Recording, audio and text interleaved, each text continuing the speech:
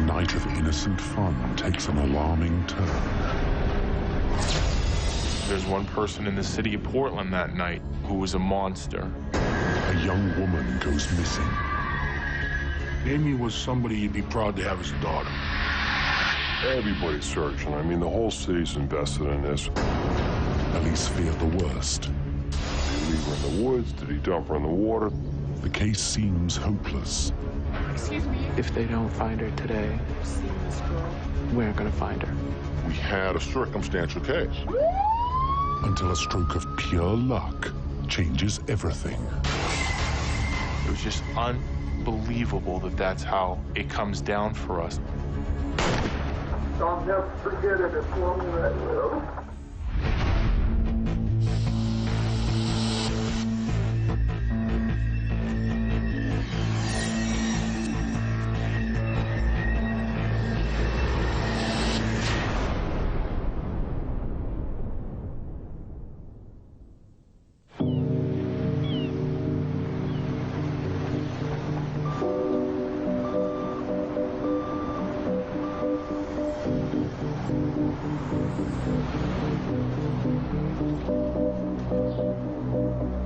Dennis St. Laurent is looking for his daughter Amy after learning she hasn't arrived at work.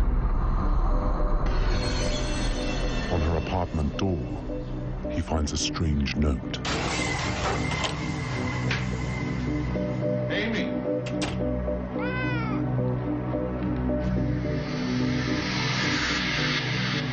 Amy isn't home, but her mobile phone and house keys are inside.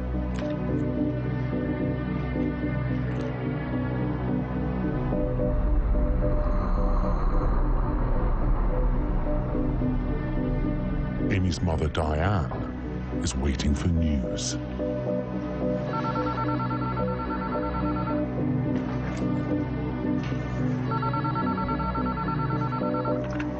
Hello? I knew something was wrong when I got the phone call from her father letting me know that she hadn't shown up for work.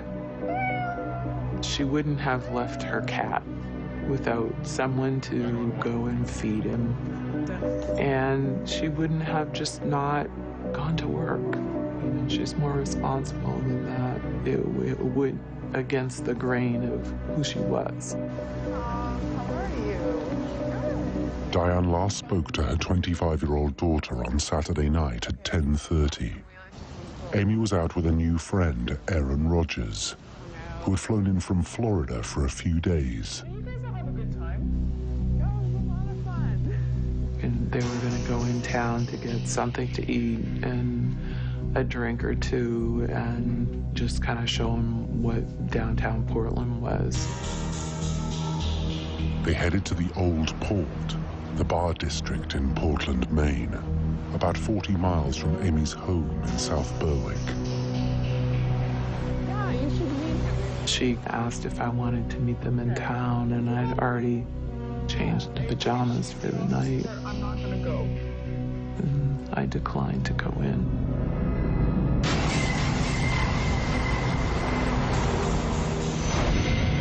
Amy St. Laurent has been missing for over 24 hours. I think that we should do something. The anxious mother reaches out to the South Berwick authorities for help. She didn't take her keys, she didn't take her purse, she As far as the law enforcement was concerned, there really was no issue yet. I love you. A 25-year-old has rights. There's a waiting period before they're deemed a missing person.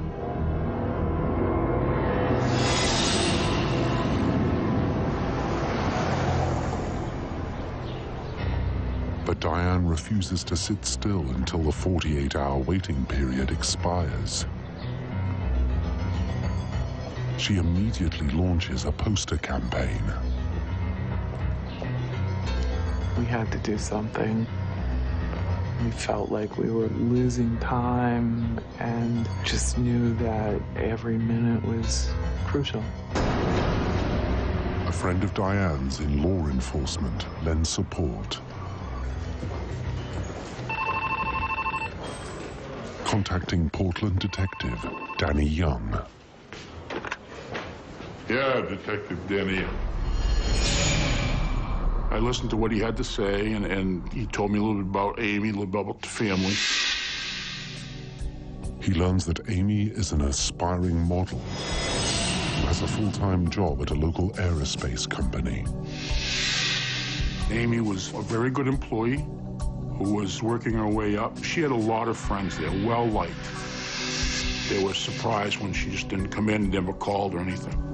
And I said, this doesn't sound too good. Young has an instant personal connection.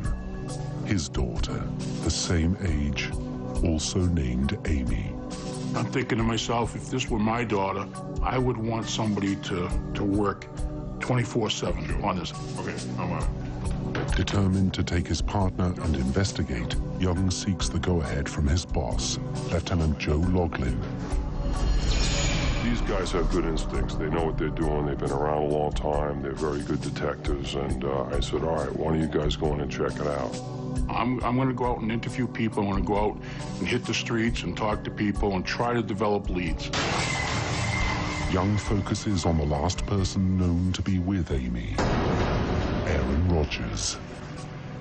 We started by looking for the gentleman from Florida's vehicle. He calls rental car agencies and confirms Rodgers rented a car at the airport. It was a SUV, and we got it by talking to OnStar and explaining the situation, and they were able to do a GPS on it, and we were able to find it down in the old port. Help you, sir? He came out and saw us around his car and wanted to know if he could help us. This is your car, sir? Rodgers claims to have only just seen Amy St. Lawrence missing person posters. He says he had just called the Berwick Police Department, and I said, why don't you talk to us first, because she disappeared from the old port. Rodgers is brought in for questioning. He tells Sergeant Bruce Coffin his relationship with Amy was entirely innocent. You know, just to get to know each other. They had met previously down in Florida through a mutual friend and spent some time together. But the detective is suspicious. There was things that were wrong about him. He would not either answer in a normal way, or he did things differently than I think your average person would have done them. He was very weird. If you were trying to make yourself a suspect, he did all the right things.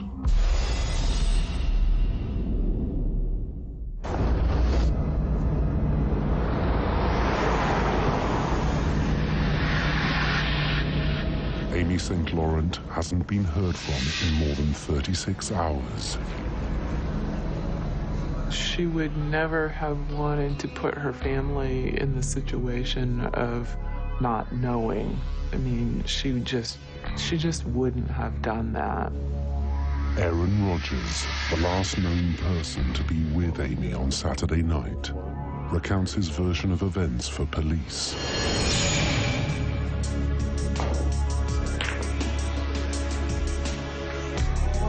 After Amy called her mother, they went to the Foreplay Sports Bar, where she played pool with two young men.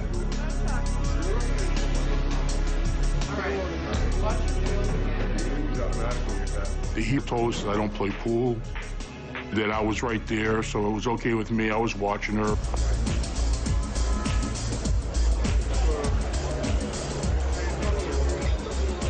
Later, they went to a club called the Pavilion. The same two men from Foreplay happened to be there too.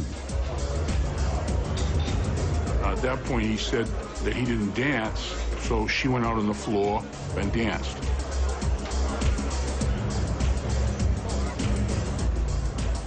And she was enjoying herself in the evening and dancing with people. They kind of had words about it, and they just sort of kind of went off to their own sides of the bar and did their own thing.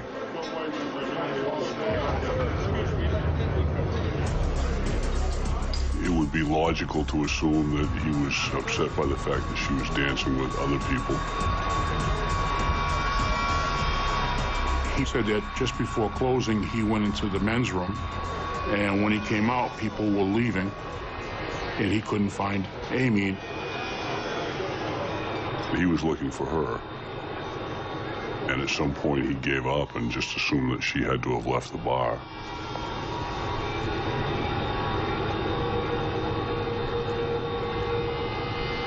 He had all her belongings with him. He had her pocketbook and coat, ID, all the stuff that she would need. He had all of those things. Rogers also had a key to Amy's apartment. He began the 40-mile drive back to South Berwick. He went south, went to South Portland and had to get gas. Then, according to his story, he had to take a toll highway, but was lucky to get on.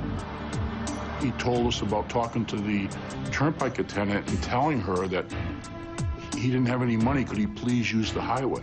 Because that's how we knew how to get back. I don't think I've ever heard anybody ask to ride for free or be give the option to ride on the highway for free. It just seemed like an odd story to tell. Rogers then says when he arrived at her home, Amy wasn't there, so he slept in his car. He had contemplated, apparently, the idea of actually sleeping in the house, and then said he didn't feel right about it because she wasn't home.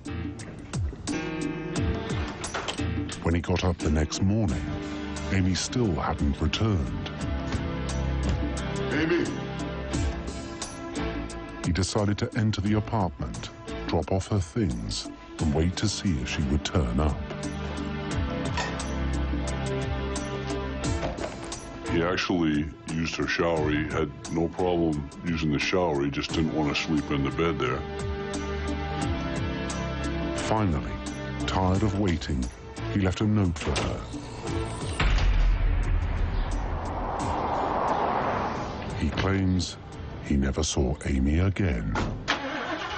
The story didn't seem believable. It sounded like he was making it up. But detectives can't hold Rogers without more evidence.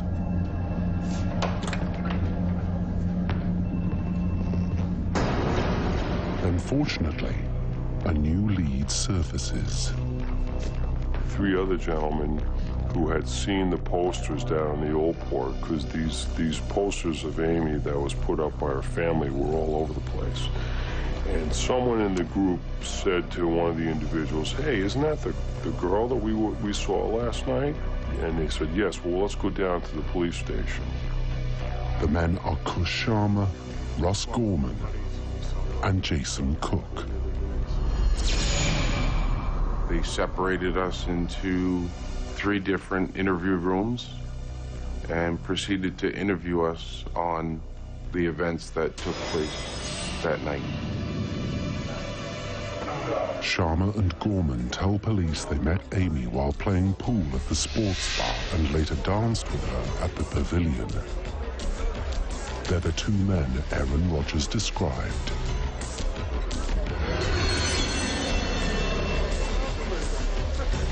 They reveal that later, at about 12:45, Amy approached them saying she couldn't find her friend anywhere in the club and now had no ride home. That's Aaron, right? Yeah, Aaron. Yeah.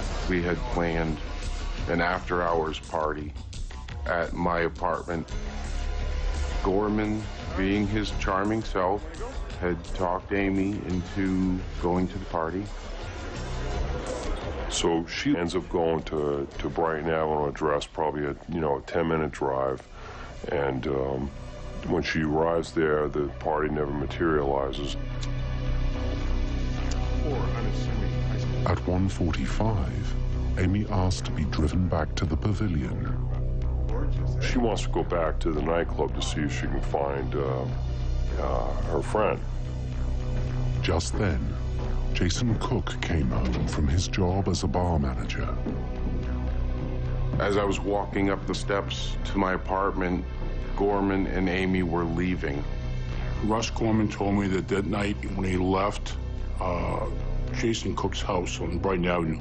He saw Jason. And I asked them where they were going because they had been drinking. Gorman tells detectives he drove straight to the club, dropping Amy off at 2 a.m. Zero. Told us that there were several people still there at the pavilion, out front and on the sidewalk and all, and that he let her off there and that he had driven away. As police work to verify the story, they begin a search of the old port.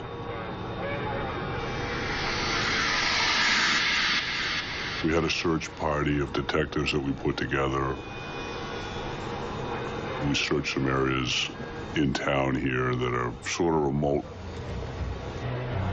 Amy's mother joins the effort. Excuse me, can you take a look at this picture? We just knew that she wasn't off having a good time somewhere. You're always looking. Really good look. And every person that passes in the car going by you, you're looking at a person who is walking down the street who's got the right color hair and the right length and the right body build. You're searching. We have no crime scene. We have no body. We're really trying to put pieces of a complex puzzle together to track this young lady down.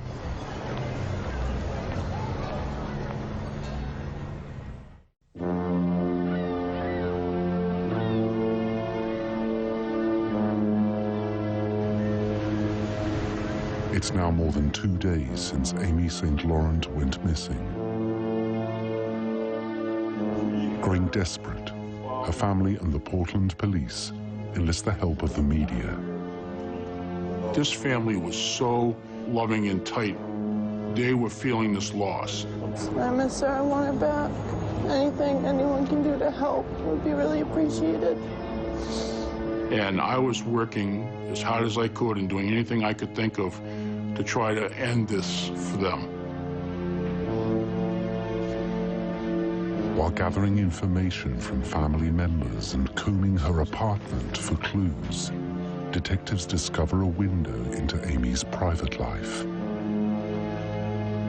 We got to look at the diary to get insight about her empathy and her altruism and her feeling for the world in general. This was a really nice young lady. She's the type of young lady you'd be proud to have raised. We rule out the possibility that she's in the trunk of the car or in the back seat of the car.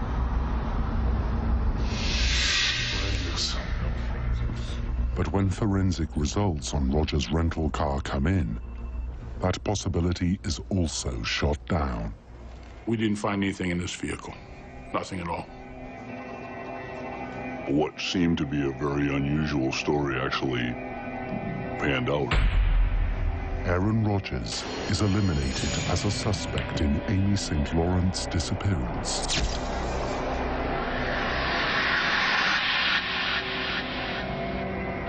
The investigation is back to square one. The hope was that she was being held somewhere. What if she's somewhere and cold and wet and wondering why nobody's come to get her yet?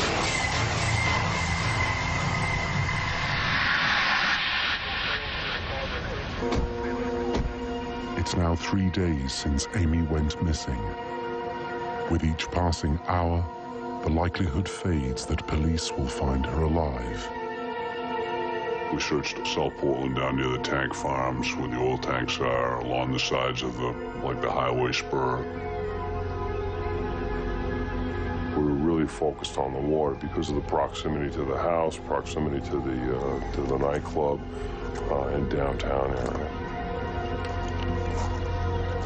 Everybody's searching. I mean, the whole city's invested in this, and the whole police department is.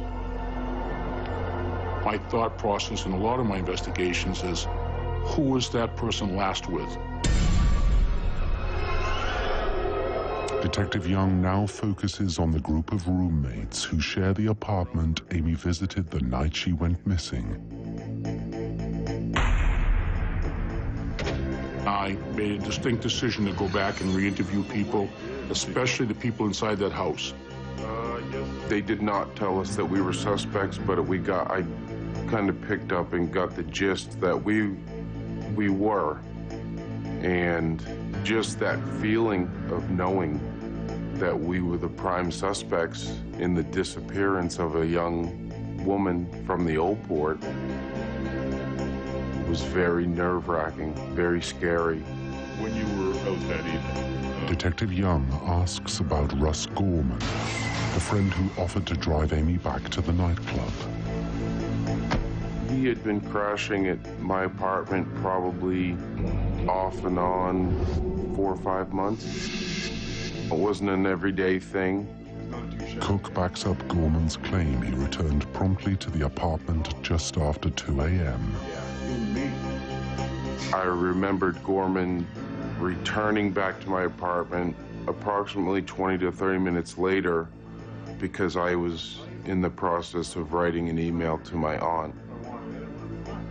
If their time period, that 20 minutes, was correct, then that means that Gorman would have done probably what he said he did, dropped her off. Wouldn't give him enough time to have anything to do with Amy's disappearance. Gorman has a solid alibi.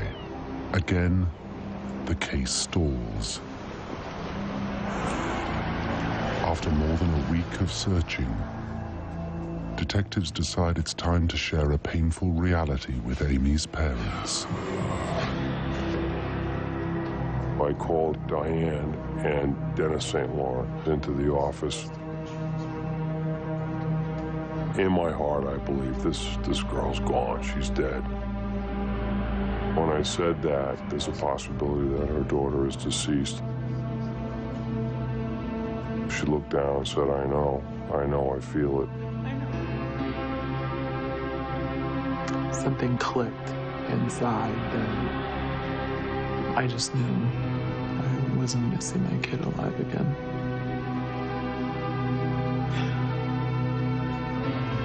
It was a powerful moment, and tough, you know, it's the last thing you want to say to someone.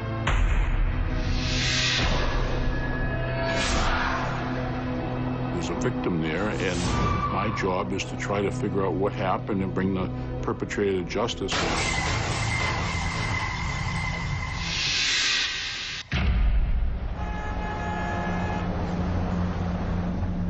Knowing he may now be investigating a murder, Detective Young again returns to the apartment where Amy St. Laurent was last seen. There are people out there that know you just have to hit the right buttons.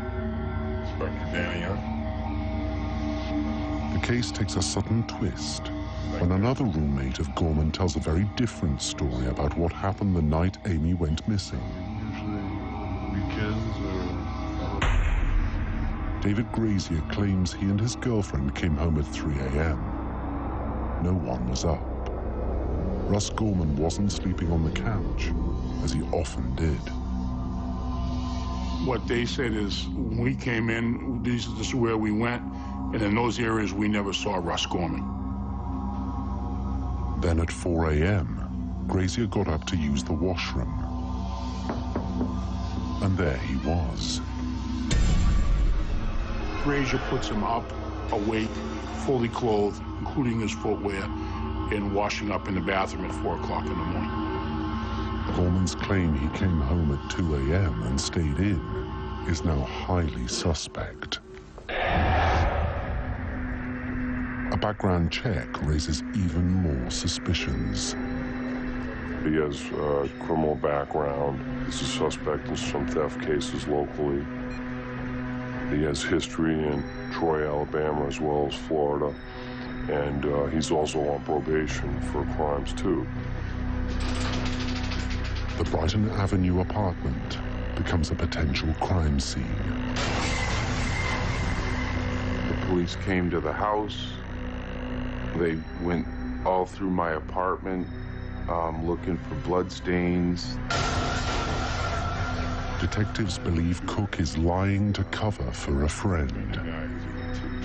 Him knowing that Amy St. Laurent was last at his apartment, was the last time she was seen leaving with one of his friends, whom he let stay at his apartment, who he still had let stay at his apartment even after she disappeared, I think was bothering him. And he, at that point, I don't believe he knew the truth of what happened. He wanted to believe Gorman, but he knew in his heart that there were some problems here. Danny Young enlists Detective Scott Heracles of the Maine State Police to help pry the truth from the new suspects. What I was brought in for was to go visit Jason with Danny and just take him through it again nice and slow and see if it was going to hold up. Detectives find no evidence to support Jason Cook's claim that he was writing an email at 2 a.m. when Gorman supposedly returned from dropping off Amy.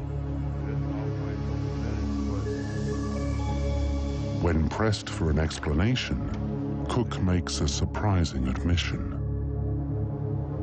I had not been honest with the police at first.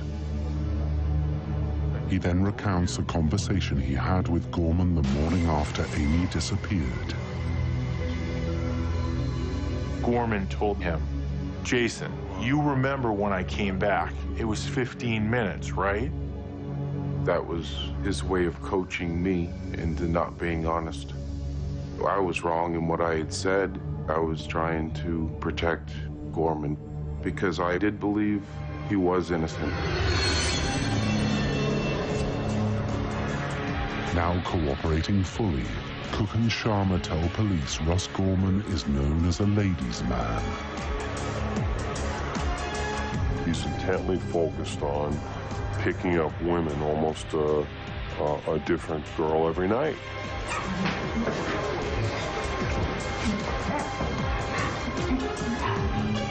Gorman viewed them as a piece of meat.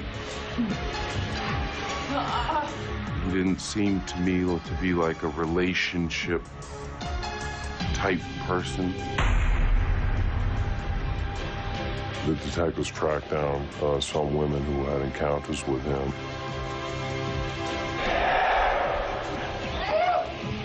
Some of which just said he was incredibly forceful and they just didn't say no.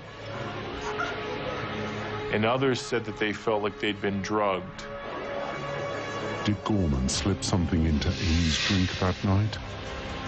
His roommates don't know, but they do know she was feeling pressured by him. She didn't feel comfortable at the after-hours party because Russ had tried to talk her into having sex with him. In my view, this guy's a sexual predator, and that's what he's focused on. Violence, intimidation, lust, lies. Russ Gorman is now the prime suspect. Did he bury her somewhere? Did he leave her in the woods? Did he dump her in the water? We wanted to find out where she was. You admit to seeing her that night. Now, Police bring him back in for questioning. my job at that point was to get him to tell me what he did that night, so I could see if I could knock holes in that. A crack in his alibi appears when Gorman insists he saw people milling outside the pavilion at 2 a.m., the time he claimed he dropped Amy off. The bouncers at the pavilion were very adamant that once it closed, they were shooing people away every night.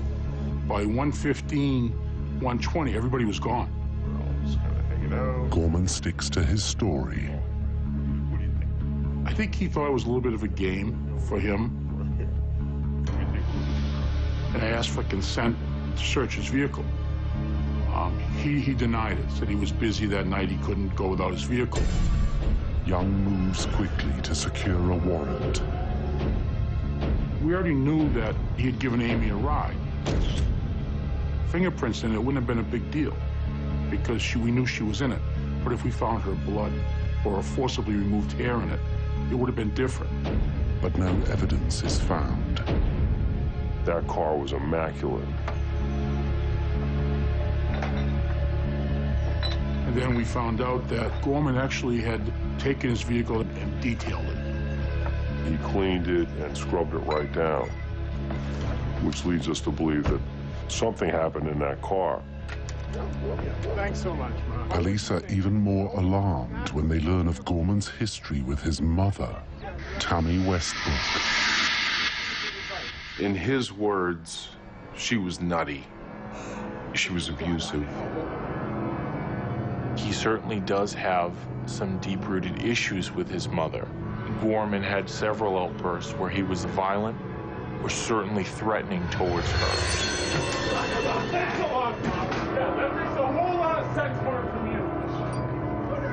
Could this toxic relationship have poisoned Gorman? Even sent him over the edge to commit murder?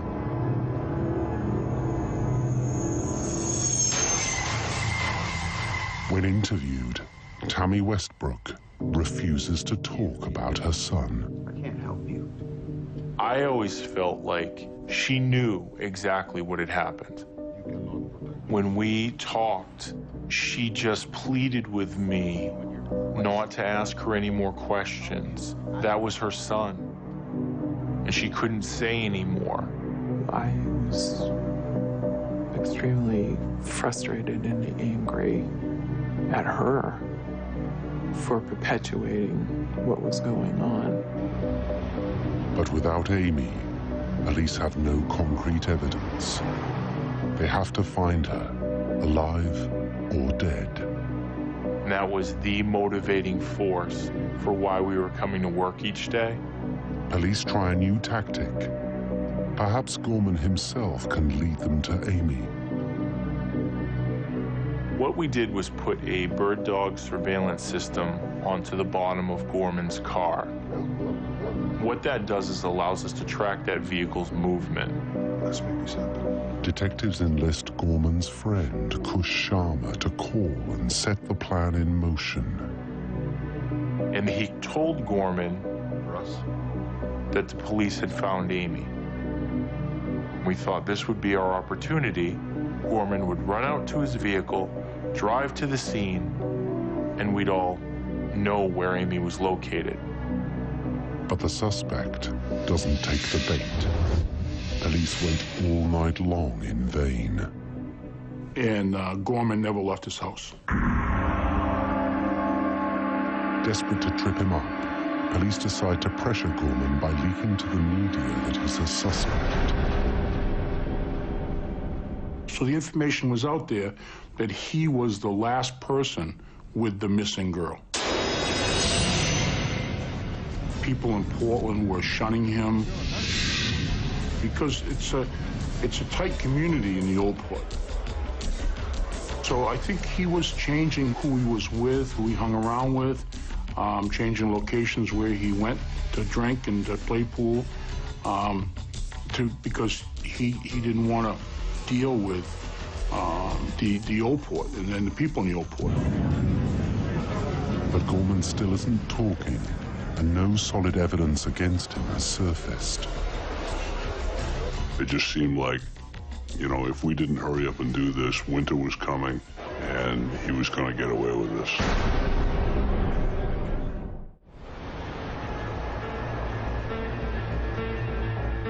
It's now late November, 4 weeks into the case. If Russ Gorman is Amy's killer, he's covering his tracks well. But the stress of being a suspect seems to be taking a toll. Gorman leaves town for Alabama to stay with friends. We thought that would be good. We thought that people who were afraid of him here might talk to us if he were gone. But Gorman's mother, Tammy Westbrook, maintains her silence.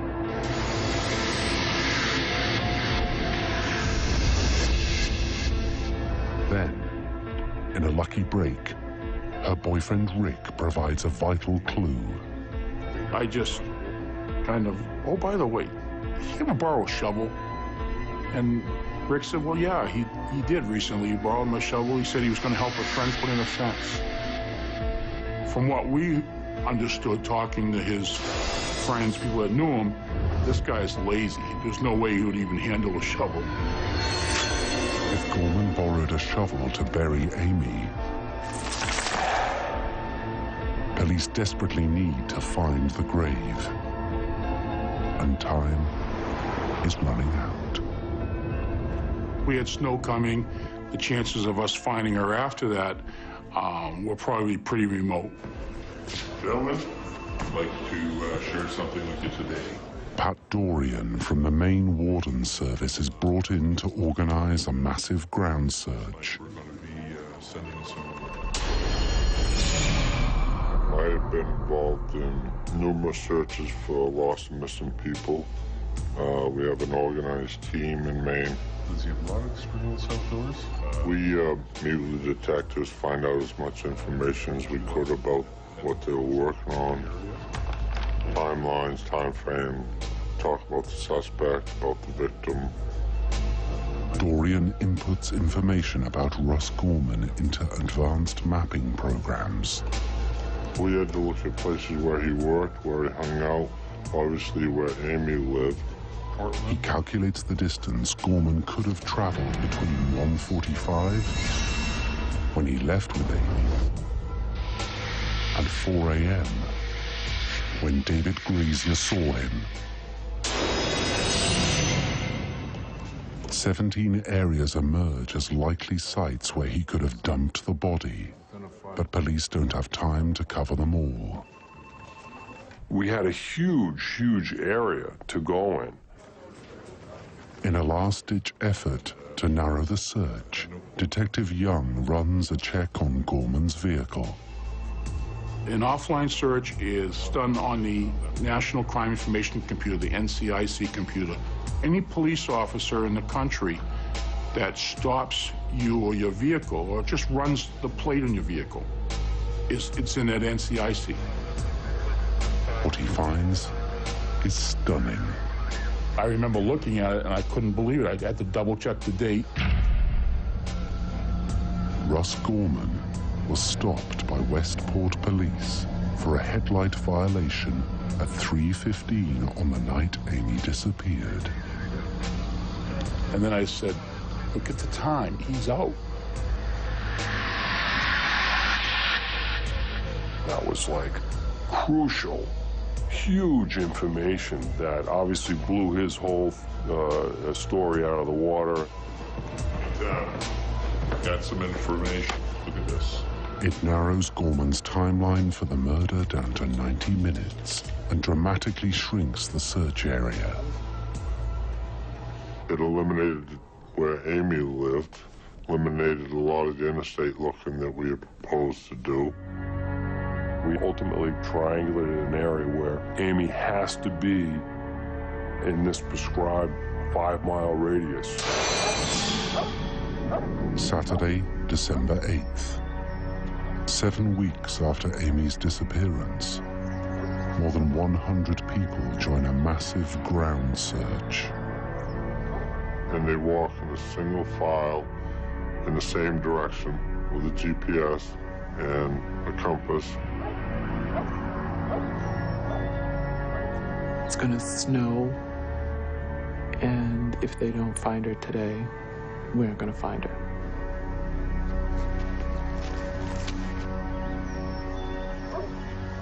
It went to downright depression and hopelessness because we didn't think we were going to find her. Then at 1:30 p.m., a searcher feels his boots sink into the earth. It looked like somebody had freshly dug there. He could see what he thought were spade marks. That's when they started calling for the canines.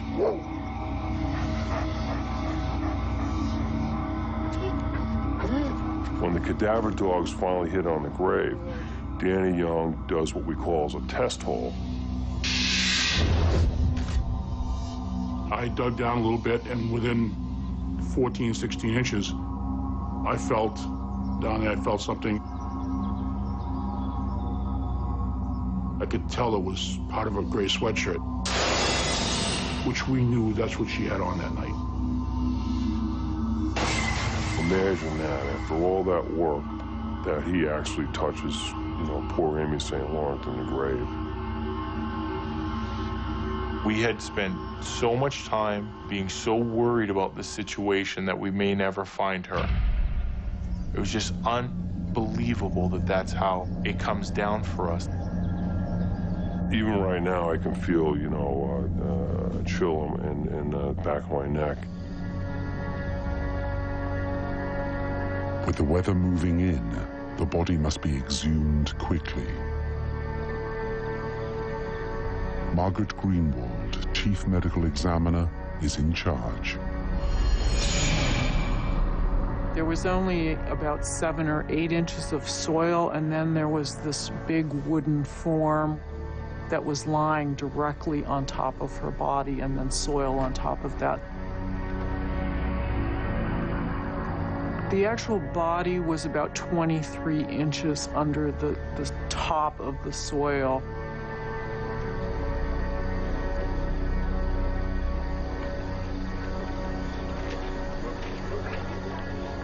I was excited. At the same time, I gotta tell Diane that we found her daughter buried in the woods. Diane? I just got it out. I said, we found her.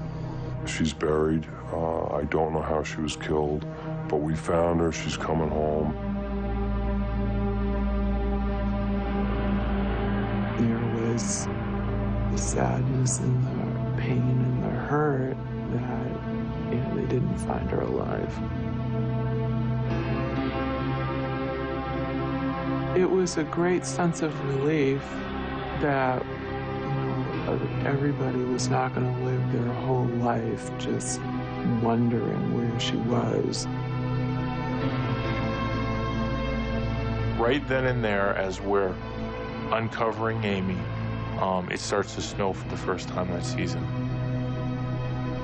And you just had a feeling that this case was going to work out.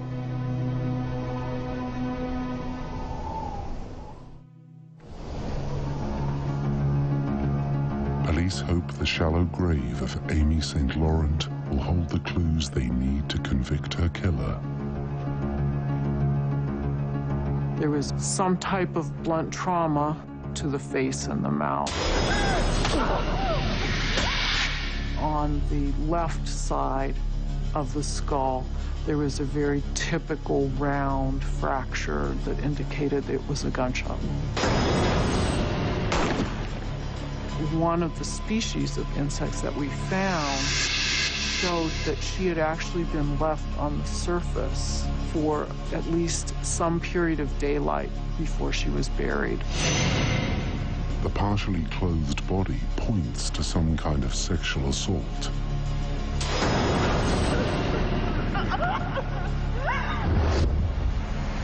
But the scientific evidence they need to link Russ Gorman to the murder can't be found. We didn't come up with any DNA. We don't have the weapon that she was killed with, and we lost a lot of evidence at that crime scene because of decomposition and other factors. Police face a devastating reality. They may never catch Amy's killer. But then, another twist. The suspect's mother, Tammy Westbrook, finally breaks her silence. She reveals her son has just called home from Alabama with some chilling news. Okay.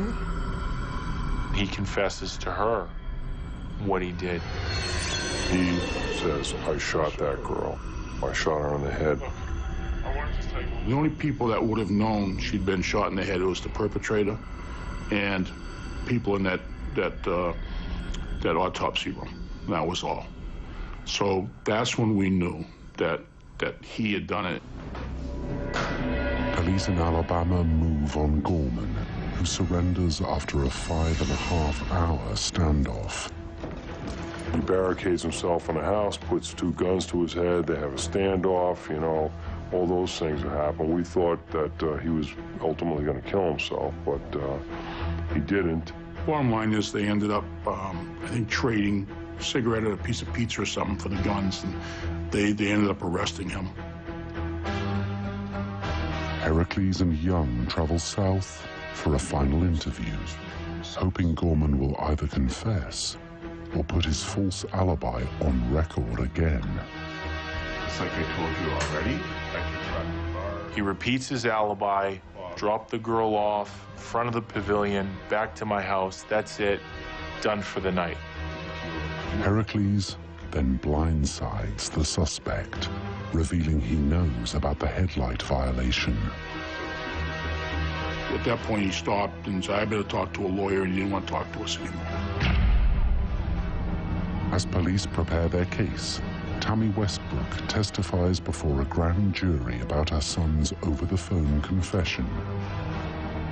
And he said, okay, Mom, I did it. She said, truly, that is his worst nightmare. Yeah, we'll get home. Police now believe they know what happened on October the 20th, 2001. Out for an innocent night of fun, Amy couldn't know the charming Gorman was actually an experienced predator. You can expect that she was reluctant to take this ride with Gorman, but she was reassured that it would be fine. She was desperate, and she needed this ride. Gorman never returned her to the club. And if he did plan to give her a ride, it was going to be at a price. I think you're so beautiful. He tries to put the moves on her. No way! Long girl. She resists. He starts punching her in the face. We know that he did that assault because she has broken bones in her face and a chipped tooth. I also think there's a possibility that, you know, she had GHB or Rohypnol, you know, a date rape drug. And then takes a gun out and brings it to familiar ground near his mother's house. And facilitates a sexual assault against her.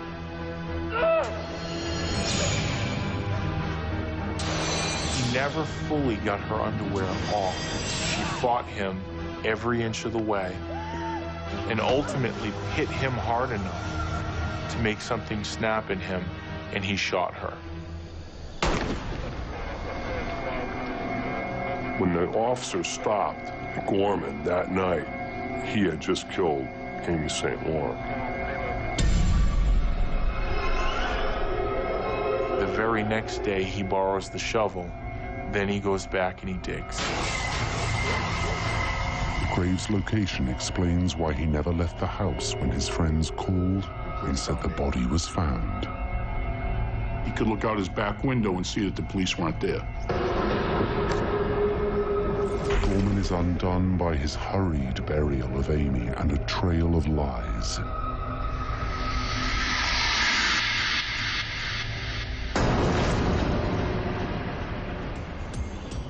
But 1 year later, when the case goes to trial, his fate is far from certain. We had a circumstantial case. We didn't have any DNA. We didn't have the gun. And that's why, obviously, Tammy Westbrook's information, the mother of Jeffrey Gorman, became so critical. On the stand, Westbrook delivers a surprise that threatens to derail the entire case. She claims to have no memory of her son's confession, even though she described it to a grand jury months before. She doesn't remember a thing. She doesn't remember a thing. I said, well, come on now. She testified under oath. She's got it recorded.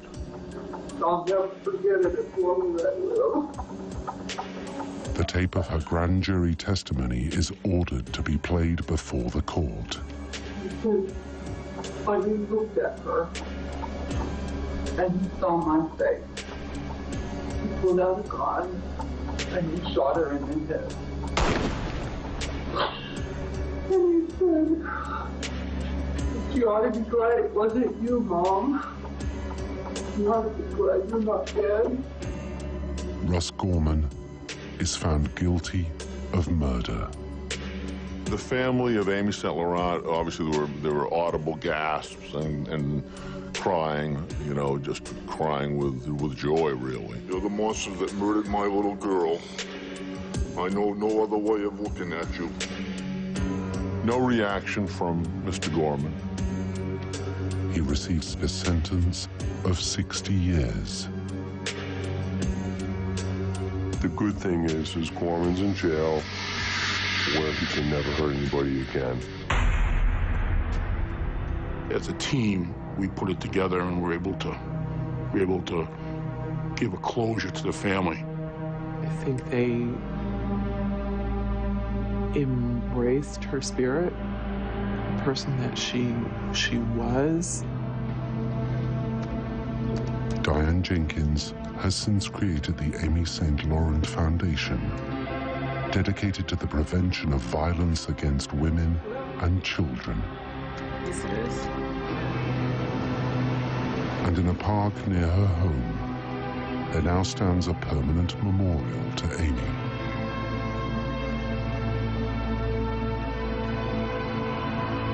You can do the best job with your own kids and teach them as well as you can and get them to grow up to be really good people, but you can't control other people. We're on the lookout for the wayward and amorous to catch the two-timers in the act. It's the return of Cheaters on Monday and continuing all week at 11. But stay with us here on CBS Reality. On the way next, we've got a brand new episode of Caught on Camera.